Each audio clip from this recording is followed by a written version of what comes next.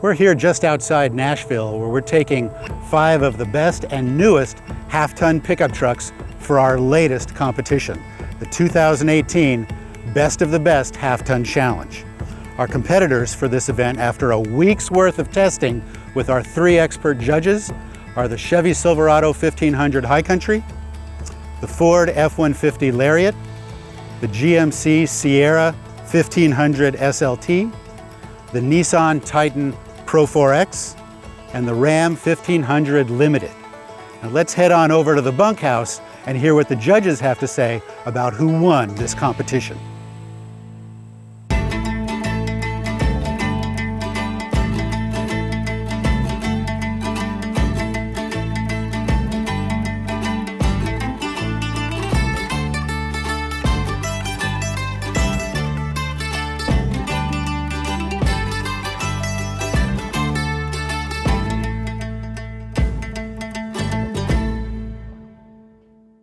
Okay guys, we're all together, all the judges from this most recent half-ton challenge.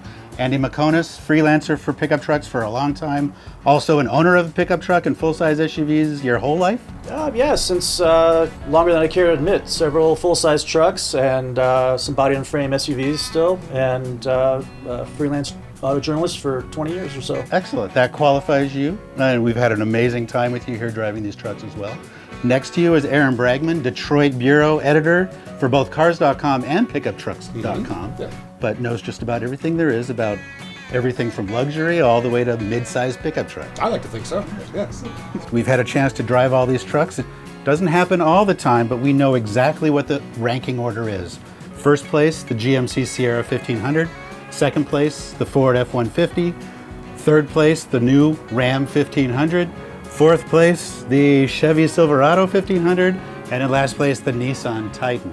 Any surprises? Aaron, what jumps out at you? Well, I am kind of surprised that the GMC beat out the Ram. And the Ram was the judges' subjective favorite. I mean, we scored it the highest out of all these trucks that we tested. We liked it the best, but at the end of the day, when you compared not only what we liked, but all of the empirical numbers, the testing numbers from this truck, how fast it was on the track, the kind of payload that it has, the abilities that it has, instead of just how it feels and how nice it is, that's really what put the GMC ahead. For an all-new truck, that's an impressive result, given what they've developed, yeah. The GM trucks had the best brake feel, I thought, too, really just right there. Not that any other trucks really suffered in that category on average, but that stood out. I gotta say I wasn't impressed with the way the Ram's brakes felt. I mean, I agree with you that the GM stuff, the GM trucks, when they were unloaded, the brake feel felt great. But when you had something in the bed or you had a trailer behind it, they kind of lost a little bit of their bite. The Ram was always kind of numb the entire time. It stopped really firmly, it stopped really well, but a lot of squishiness in the pedal. It didn't have the same kind of bite that the GM stuff did, I thought. Well, I think when towing, I think the grade braking and the transmission helped the Ram too. I thought the stops were pretty undramatic with towing. Standout feature for me, the transmission on the Ford F-150. It's got multiple different settings, including a sport setting that pipes in some amazing sounds from that throttle. You don't hear it when you're outside the truck, but inside the truck it sounds like a monster. It sounds like a sport truck, and it backs it up with performance as well. I mean, you put that thing in sport mode and it is a genuinely fun vehicle to drive. I do like the fact that the new Chevy, the Silverados, all new for 2019, they've now also included, and I wish everybody would do it, a setting. So touring mode, off-road mode, there's a tow haul mode, It's all with one easy flick of a wrist with your left hand. That's nice. Although if you don't really know where it is, and you just get in and you're looking for the tow haul button somewhere, it took me a minute going, where the heck did they put it? And I remembered it's in the dial, it's one of the settings. Right, well the one truck had the tow haul on that dial, the other one didn't. Right, so, yeah. Yeah, and that's a good point to make here between the two GM vehicles. We had the GMC, we had the Chevy. The Chevy was fully outfitted with its high country trim package. The GMC decided to go a different strategy, gave us something with the towing package, so bigger rear axle, better gears for towing, and it ended up proving its worth in a lot of our objective testing. I have to say that we have to mention there's a fifth truck in this test, the Nissan. Every successive Titan that I drive is a little bit better, and this one really I think is the best yet. What I really like about the Titan is that it still feels like a truck. The other ones have really gravitated towards being smooth and isolated and insulated from the outside world, especially the Ram. The Ram is a luxury car that I'd put on par with a Lincoln, or one of the nicest luxury vehicles you can buy in the category. But the Nissan still feels very trucky. It feels very rugged. It feels a little bit bouncy. And the one we had was the Pro 4X off-road version. So it's going to feel a little bit more trucky, a little bit more like a big Tonka truck. But I like that. I think that it's a quality that is missing in some of these other vehicles. I felt the same way, and I felt driving on the road, it had more road feel and feedback. Yeah. And one thing I noticed, it's the one truck with hydraulic power steering, and it was a little numb on center, and it made me think, compared to the trucks with the electric power steering, that system really gives engineers a way to tune that feel in a lot better. I mean, once you started turning the old-fashioned way, I thought the Titan turned in really well. I too was impressed overall with it, but for me, the seats were a real deal breaker. Really? Yeah, I just felt like I was sitting on them instead of in them, and were pushing up on the back of my thighs. Yeah, I couldn't get the right. You are sitting up a lot higher in the Titan than you are in the other ones. It feels like you're sitting up higher as well. The subject, just interior grade, interior quality, interior layout, obviously hugely important. We saw it reflected in the judges' points totals. The Ram is the clear leader in a way. This is the top trim level, but the things that they've done with materials, touch surfaces, and just beauty, I think puts it so far ahead of everything else. This Ram's interior was nicer than the last Maserati I drove a couple of weeks ago. I mean, that's not even exaggerating. It was a nicer, better laid out, higher quality, better screwed together, nicer feeling material with leather that was even better than I saw in the Gran Turismo. It's astonishing how well they've done with this. I would posit that this is probably the nicest pickup truck ever made. And we've had a chance to get in and out many, many times over many, many days. You can tell instantly where these manufacturers are putting most of their money. To the interior designers, or to the chassis designers, or to the powertrain designers. It's becoming painfully obvious, I think, in the GM trucks where they're taking money out. You look at some of the feature content that's gone. There's no adjustable pedals. There's no adjustable shoulder belts. Yeah, I noticed that too. On the You side. have the largest truck in its category now, I think is what they said, the biggest cabin of any pickup. And now you've taken away two features that make it adjustable for a wide range of people.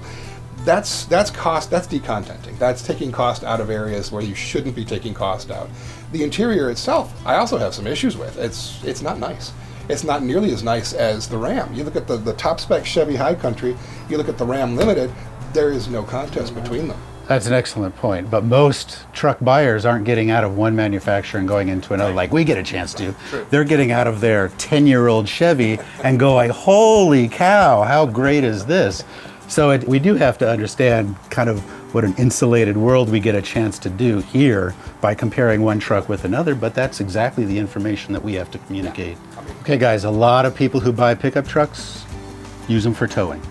Talk to me about what floated to the top with these particular pickup trucks, as we got a chance to tow 6,000-pound trailers. Yeah, well, my favorite trucks were the GMs. I thought even though some of the numbers were lower on the Chevy, that they were pretty equally matched in the towing segment. Next step down, I felt the Ram and the Ford were equivalent. And interesting to me was that Ford sent a V6 here when everything else is a V8. I've never really put a V6 EcoBoost through its paces before towing, and especially not back-to-back with some other V8s. But the truck really delivered, and the empty fuel mileage was really impressive too. So I don't think it's a truck you'd want to tow day after day, but I could see the appeal for a weekend warrior. And then lastly, the Titan, it really worked hard. It was struggling, but it did deliver. Actually, I thought the Titan did fairly well, from my opinion. I think the Pro 4X one that we got was the off-road version. I think that soaked up a lot of bumps and soaked up a lot of imperfections. Some of the vibration we were getting with some of the other trucks didn't come through with the Nissan. It was stable, it was solid. To your point, yeah, it did. The engine on that thing did have to struggle a bit harder, but it had fewer gears than any of the others as well. So, I mean, you've got a transmission that doesn't have quite the same level of gearing. Plus, it didn't have a towing gear like the other ones did as well. I mean, it was geared for off-road as opposed to towing. But I think it still did very well for what it did. The GM ones were not my favorite ones out of all of them. I didn't like the way they squat. Whenever you put any kind of load over the rear bumper or even in the bed, we noticed a significant amount of squat in the GM trucks that I didn't think was present in the others. The Ram obviously has an air suspension, so it's leveling itself out just fine. That Ford EcoBoost engine, you're absolutely right. It really is astonishing what they've done with that thing. We had some previous towing experience in the Expedition with that engine as well, and the thing just tows all day long like there's nothing behind it. It's really astonishing. It does run out of steam and towards higher RPM, but that mid-range turbocharged torque is really impressive. So, which one stood out to you? I think the Ford. I mean, it's a mixed bag. I think you're exactly right identifying the weaknesses behind a V6 with twin turbos on it. Sucks a lot of fuel when you put a lot of weight behind it. But those gigantic elephant ear towing mirrors are phenomenal. They extend out 4 inches. You can even fold them in if you're trying to get some better track times. That's got to be a lot of wind resistance that you're pushing. But the air suspension too in the Ram, I think, calmed a lot of irregularities that I saw on the road. Kept everything very smooth. We had some big Tex trailers, big dump bed trailers with, quite a bit of weight in the bed, so everything was towing exactly the same amount of weight. So it was a good comparison for us. But ultimately, I mean, we got a chance to see which ones struggled a little bit, and I think you're exactly right. The Ford was probably the one that stood out the most. But even talking about struggle, none of them really had a problem towing this kind of weight. They all did it without a problem. Most of them did it relatively level. You could tow this kind of level of weight with any of these vehicles without a problem. But that's not the only reason why people buy these trucks, right? Some people just want to know about horsepower. And that's why we've come to Music City Raceway, an 8th-mile track just outside the city, where we've taken our competitors, put them in head-to-head competition on the track, empty and at max payload. In first place in our 0 to 60 runs empty, the GMC came in first place in 6.46 seconds. In second place, the Chevy in 6.49 seconds. In third place, the Ford in 6.74 seconds. In fourth place, the Ram in 7.41 seconds. And in fifth place, the Nissan in 7.63 seconds. Then, after calculating max payload for each of our competitors, we filled up the beds and ran them down the track again. This time, the Chevy came in first place in 0 to 60 with a 7.46 run. In second place, the GMC with a 7.49. In third place, the Ford with 7.89 seconds. And then in fourth place again, the Ram at 8.04 seconds. And finally, the Nissan with an 8.89 second 0 to 60. So those are the numbers, but that's only half the story with these vehicles, right? You were behind the wheel for the whole track day. What were your impressions on the track? The GM trucks were by far, in a way, the fastest, most responsive. Just even trying to get your best acceleration time. I tried brake torquing, I tried switching on traction off. The best way to do it for the GM trucks, mash the throttle. Just go. Just take your foot off the brake, put on the throttle, and it immediately downshifts, and the responsiveness of it was really quite astonishing. It's 6.4 seconds to 60 for the GMC, for the winning truck. That's sports car numbers. That's just astonishing how fast these things are, how quick they are. But everything really, I think, did quite well, even loaded and unloaded. Braking is where I think you saw a little bit more of a disparity between them, and not in terms so much of distance, but more of stability. The GM trucks, they did a whole lot of fore and aft hopping whenever you had a lot of load in the bed. The Nissan had issues with maintaining straight line stability whenever you came to a panic stop. The Ford and the Ram were dead solid and repeatable time after time after time. The Ram's brake feel was not my favorite. Like I said, it's a little squishy in the brake pedal. I really did like the Ford all around in terms of its performance. The GMs have 2 new 10-speed transmissions sitting behind their 6.2-liter V8s. Also, the EcoBoost has a 10-speed transmission designed by Ford and GM as a partnership, so very, in fact, identical. Although when you look at them on paper, they don't identify identical numbers. Well, they have different software between the two of them as well. So, I mean, you may have some similar mechanical components between the Ford and GM units, but each one has been tuned individually by the different automakers to respond differently and to deal with a different powertrain that they have to deal with. All of them behaved quite admirably. There wasn't anything that stood out and made me go, "Ooh, that didn't feel right." When we were towing, I noticed the grade braking feature when it automatically downshifts when you're decelerating was very effective on the Ford, and I didn't see that in the GM trucks. Now, the GM trucks didn't have a gear indicator, but I started watching the TAC to see if I could detect a shift, and I didn't. I don't know if it was the way I was driving it or if that's what was doing. Well, the gear spacing isn't all that huge. You got 10 gears to play with. That's true. That's a very good point. That drives me crazy that I can't see what gear my truck is in. The Ram changed that for the 19s. You can just hit a little button and boom, you can see exactly what gears you're going through no matter what kind of driving condition you're in. As much information as GM does impart to their drivers, it still kind of boggles my mind that that's not one of the pieces of information that they tell you about. You've got all kinds of gauges tell you everything from trans temp to oil temp to just about anything. But what gear you're in is something that you cannot be trusted with, apparently, according to General Motors. Doesn't make any sense to It me at doesn't, all. you know. And we will be spending a lot of money on these trucks. That's true. There's quite a range in pricing on these vehicles. So we have the Ram Limited, which is very high level. That's the most expensive, but not crazy more expensive than the other vehicles that we have here. What's the pricing on the Ram? The Ram was around $67,000, $68,000. Yeah, exactly. And everything else except for the Nissan was in the $60,000 range. The Nissan was the cheapest at $54,000. Yeah, exactly, and change. And that's to be expected. I mean, it wasn't equipped the same way as some of these other ones were, but it didn't feel like it wasn't worth that kind of money. The Ram at 68, I thought didn't feel like it wasn't worth that kind of money either. It definitely felt to me like that was an appropriate price for that. I agree. What I thought was more interesting was where the Chevy and the GMC were priced. This is the high country trim level for the Silverado. It was about $65,000. And the GMC was the SLT mid-grade level. Didn't have quite all the bells and whistles. It was only about $2,500 less than the high country. And when you sit in the two of them, there really isn't that much difference in terms of interior quality or leather quality or even the fake wood trim that is in both of those. You don't really see the fake wood in either one because it's all below your knee level. So I look at this and go, if you can live without a couple things like the heads-up display and the Chevy, why not go for the mid-grade level? Yeah. It's got a better ride, it's a better value, you get the multi-pro tailgate from the GMC that you don't get with a Chevy, and I think this is partly the reasons that the GMC did better than the Chevy in some of our scoring. Yeah, I think you're exactly right. This particular test was different where we didn't have a ceiling that everybody was trying to meet. We basically just made the invitation, send us your best truck, what you think is your best representation for this competition, and the manufacturers each sent a different priced vehicle. The Ford F-150s, a mid-level Lariat. There's still several jumps you can make up in price on that truck. You can spend a whole lot more You could money. spend a lot more money than we have here, but it did well, but still missing some things that may have allowed it to score more points with us. Even at the same price level, I didn't think that the Ford was all that different from the Chevy, even though there were two different trim levels. Again, it was the issue of the GM trucks aren't as nice inside as the others are, and you're still spending the same amount of money that you would for the competitors. So The GM strategy is interesting. They have the benefit of having two yes, different brands that they can deal with, but that high country top trim level for the Silverado half-ton is just not there. Not feeling it. We want it to be better. Yeah. Especially because we're getting in and out of different vehicles that are better.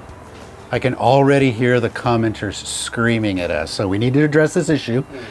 Judges' scores, we picked the Ram to be the winner from our subjective testing, our opinions about how these vehicles compare. However, it played out very differently in the objective tests that we do. I think we had 15 or 16 different objective tests where we do track testing and fuel economy and payload.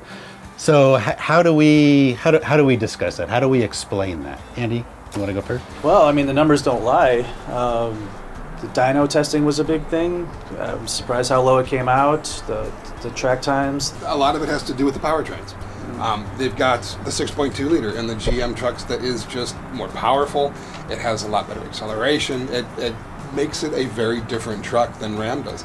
The Ram felt wonderful. If it was my money on the line here, I'd be in a Ram just because it felt like such an amazing vehicle, especially for the money. At the end of the day, you have to also figure in a couple of other factors, like how well does it tow, and what are the acceleration and the braking numbers, and how do those factor into the overall testing.